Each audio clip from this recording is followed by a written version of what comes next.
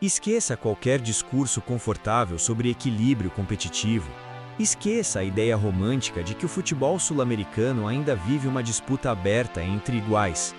A realidade é muito mais dura, muito mais incômoda e impossível de ignorar. O Flamengo se tornou uma potência continental isolada, operando em um nível que o restante da América do Sul simplesmente não consegue acompanhar. Não se trata de provocação gratuita, não é soberba, é diagnóstico.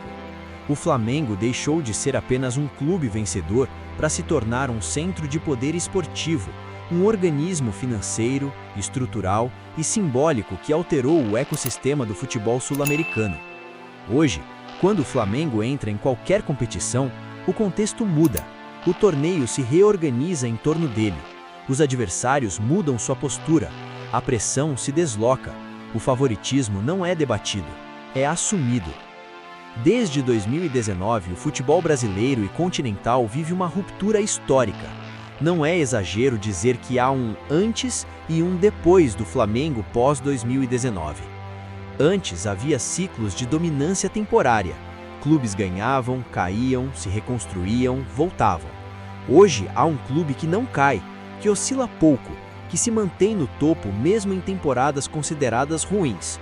Isso acontece porque o Flamengo não construiu um time, construiu um sistema.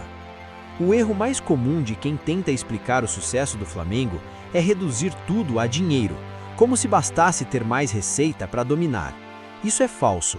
O futebol sul-americano está cheio de clubes que arrecadaram muito em determinados momentos e falharam miseravelmente. O diferencial do Flamengo não é o dinheiro em si, é o que ele fez com o dinheiro. O Flamengo profissionalizou sua gestão quando a maioria ainda tratava futebol como extensão política ou vaidade pessoal. Implementou governança quando rivais ainda operavam no improviso. Criou previsibilidade financeira e um continente viciado em antecipar receitas futuras para pagar erros do presente.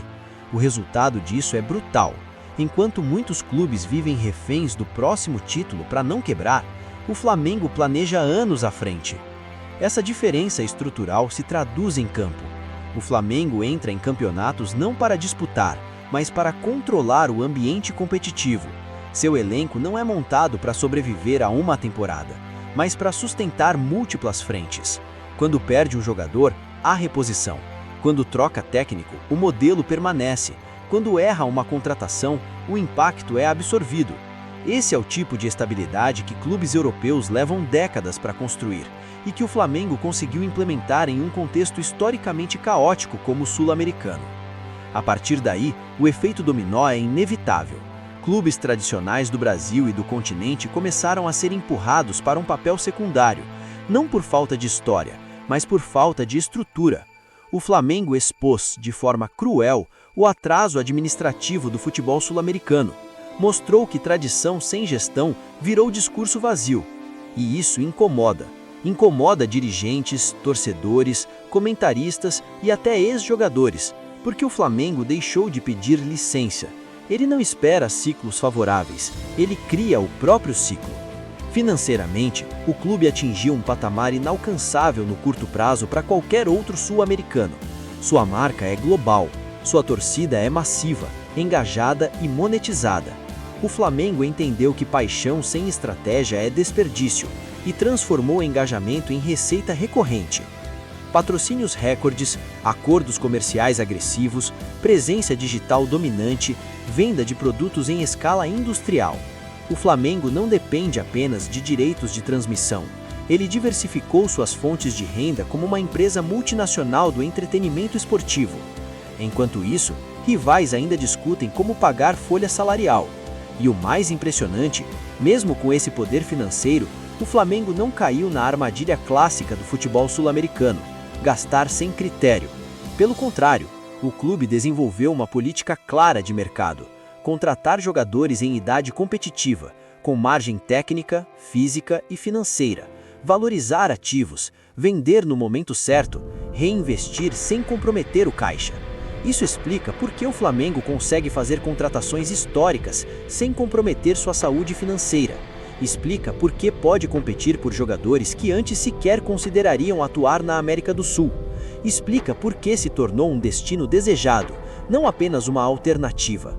E quando falamos de base, a diferença se torna quase constrangedora. O Flamengo deixou de revelar talentos por acaso.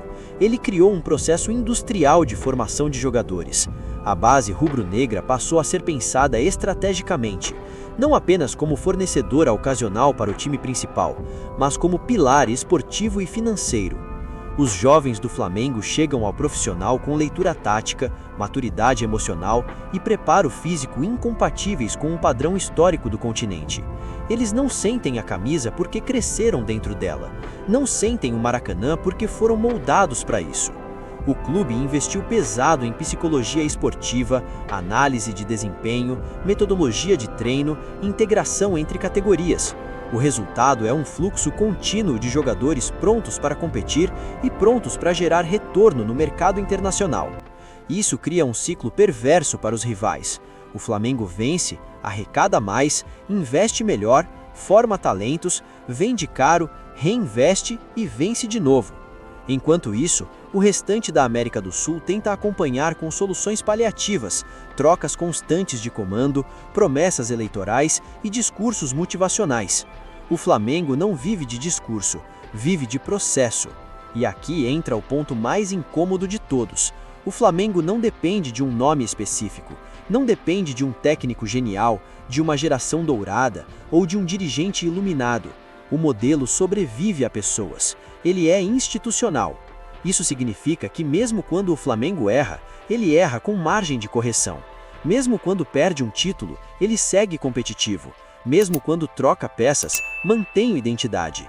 Hoje o Flamengo é o único clube da América do Sul capaz de planejar uma temporada pensando em Campeonato Brasileiro, Libertadores, Copa do Brasil e competições internacionais, sem precisar escolher onde priorizar.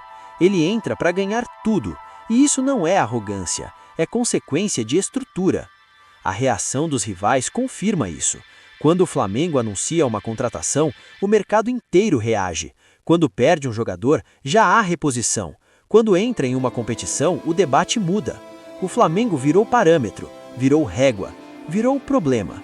E talvez seja isso que mais incomoda. O Flamengo não apenas venceu, ele expôs o atraso, a má gestão, o amadorismo disfarçado de tradição.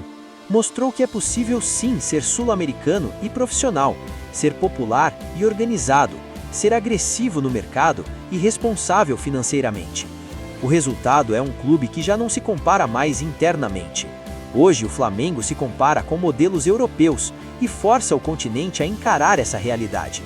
Não se trata de gostar ou não do Flamengo. Trata-se de aceitar o fato. O futebol sul-americano entrou em uma nova era, e essa era tem dono. Enquanto muitos ainda discutem o passado, o Flamengo constrói o futuro. Enquanto rivais tentam reagir, o Flamengo já está 2 passos à frente.